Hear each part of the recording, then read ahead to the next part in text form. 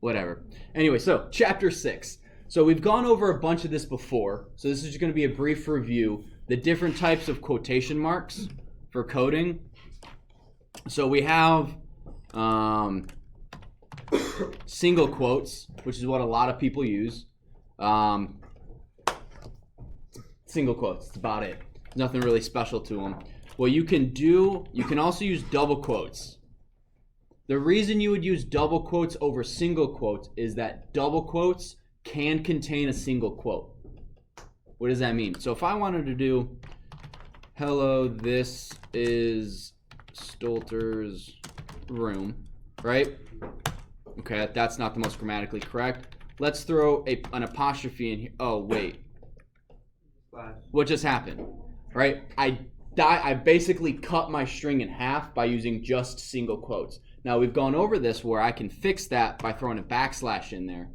But if for whatever reason you don't want to do that, if you use double quotes instead of single quotes, you can have this single quote in there and it doesn't mess anything up. So using double quotes kind of allows you to not have to do that backslash quotation mark. And then lastly, we have triple quotation marks. This allows multi-line strings. Oh, it didn't do it the way it's supposed to. So if you do this in the console,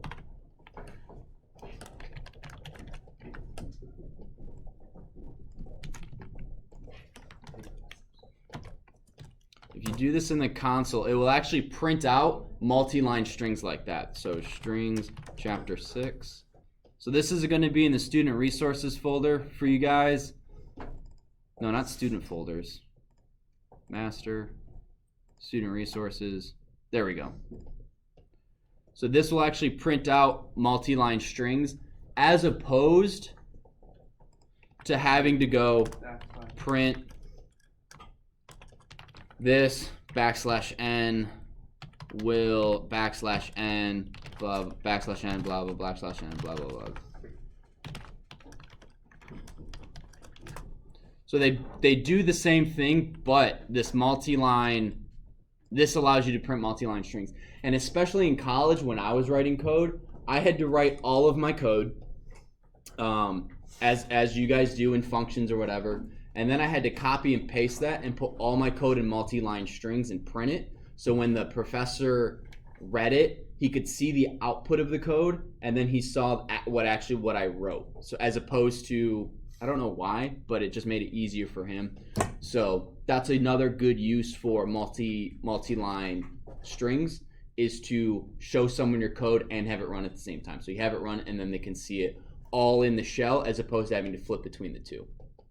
And then escape characters, again, we've gone over this before, but this is just a quick review. \T does what? I'm sorry, what is that? \quotation mark does what, Carter? I mentioned it earlier, like 2 minutes ago. Oh, shoot. Oh, wait, I know this. I don't actually. Okay. This is a string. So here, does that help? What did I do? That's. I'm confused. There we go. Wait, why did it put two? I don't know. Like just. That's a good question. So what a \quotation allows you to put a quotation in a string. \double quotation does the same thing.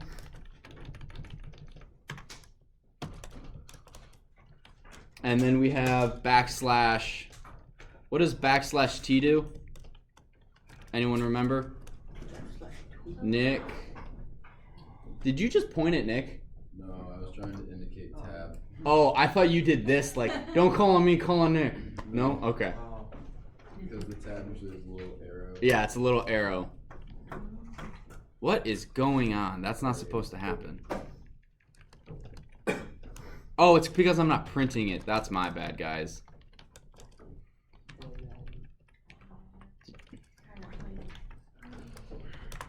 There we go. So \T does a tab. Oh, if you're printing like a table, so like the names of people in a list, and each one of them we want a tab in between each one of them because we're displaying a menu. You guys can do a text menu for your video games, so you can have everything show up in the shell. The user types it in, and then it loads the game. What do you do \R? \R doesn't do anything. Well, it does, but I don't think. No, it doesn't really do anything. \N, you guys should all know this one. What does that one do? New line. Okay, I heard most people say that. Yeah, it's a new line, and then to put an actual \/ in here, how do we do that again? \\.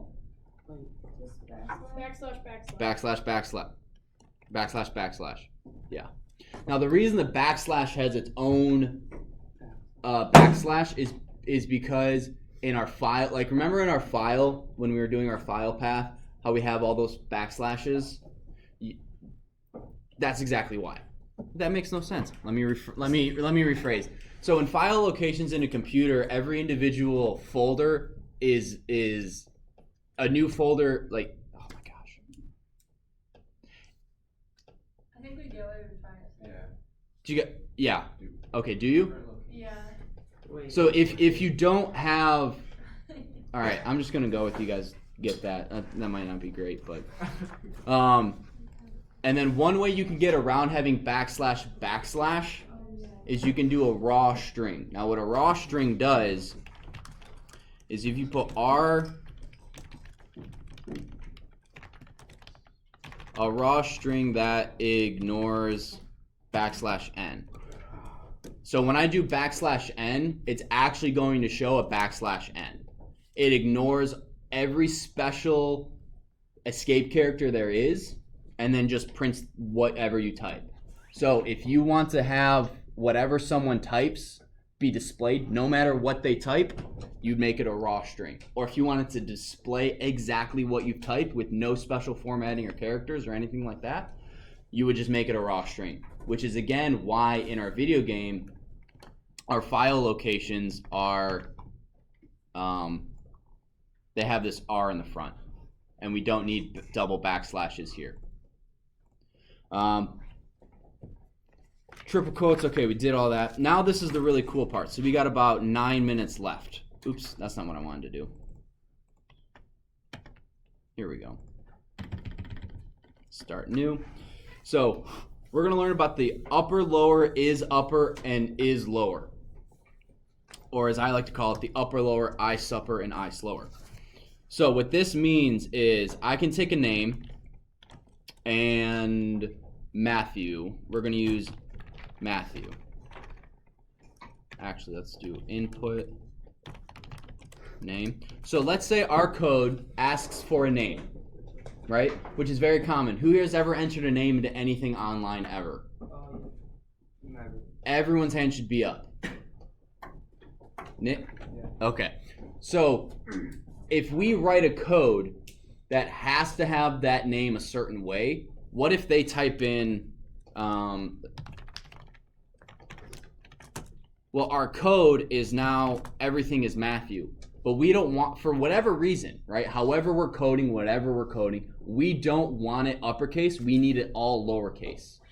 Because let's say we're sorting a string, right? And we're putting all the names in alphabetical order. Why does a capital letter, why can't you compare capital letters and lowercase letters in a string? Anyone remember? They're not organized. The ASCII what? The ASCII sibling code is different. Yes, the ASCII number for uppercase and lowercase are different. So if you have an uppercase A and a lowercase a, to us, or if you have an uppercase Z and a lowercase a, which one to us would come first? See you, Mr. Thornton. In alphabetical order, if you have an uppercase Z and a lowercase a, which comes first? To us, alphabetical order.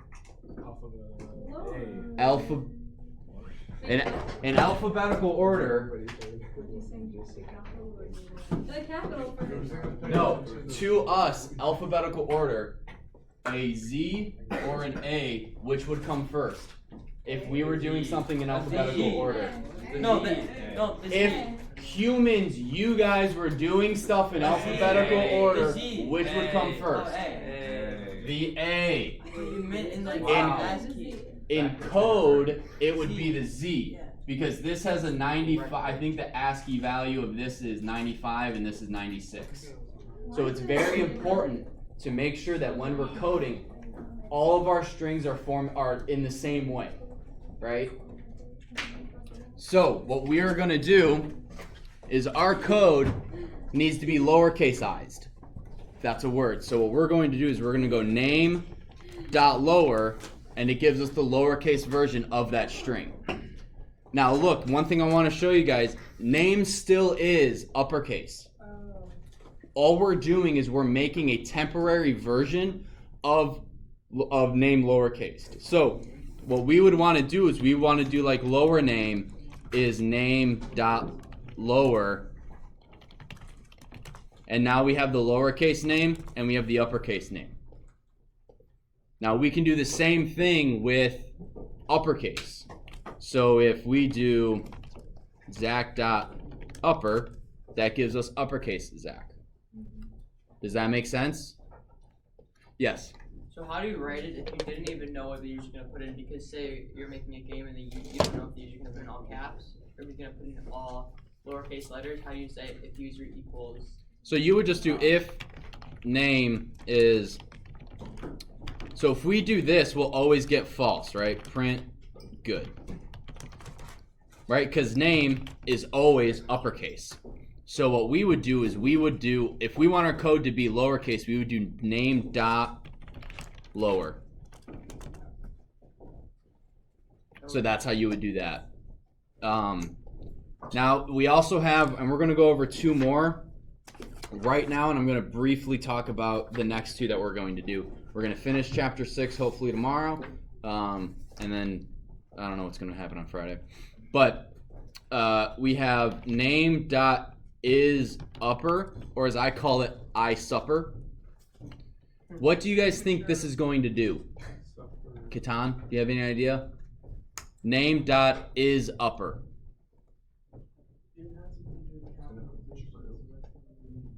Yeah. If it's what? You're on it. Keep going. If it's uppercase, then Yep. Is every character in that string uppercase? If it isn't, right, so if I do Zach.isUpper, oh, I forgot the period. Is this going to be true or false? Correct. If I have a string of numbers,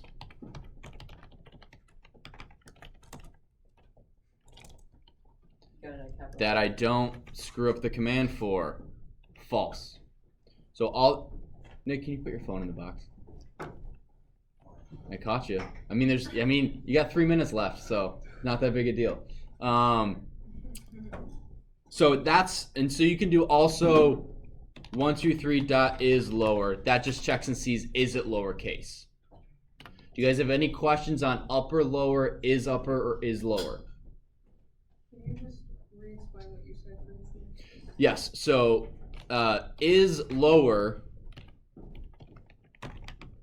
will check and see if everything in that string is lowercase. And it is a lowercase letter. It does not count, it does not look at numbers. So if we have a number in there at all, it will always be false. Can you have a lowercase version of a number? So then that means that command will always be false if there is even one number in that string. Does that make sense? Same thing with is upper. All it does is it checks and sees, is every character in that string the uppercase version? If it's not, it returns false.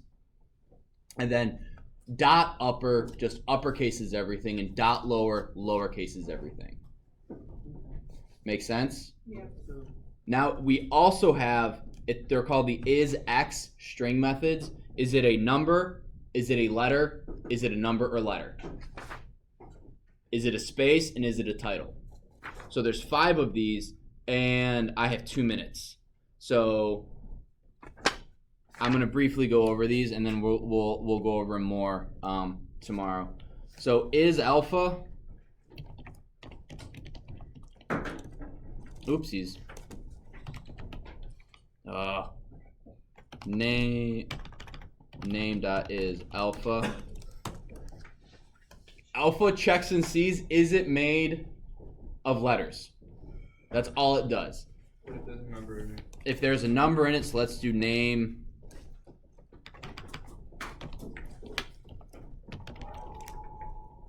We're gonna get a false. If we have is, there's also is decimal and there's also is digit. I don't know. I can't remember the difference between digit and decimal. Well, No, it's something more complex than just whole numbers. Like, because if we had 3.3 dot is digit, it's gonna say false because of this period. what is this Yeah, used so, for? so hold up. Well, you know, like, what would you use this for if you're creating a code? What What would you use this for if you're creating a code? Like, you wanted to make is sure. the book? This book says use is decimal. The other book I had said use is digit. All right, so we'll go over this tomorrow. No homework. Although your pie game quiz should have been turned in by now. So if not, You, well, good luck.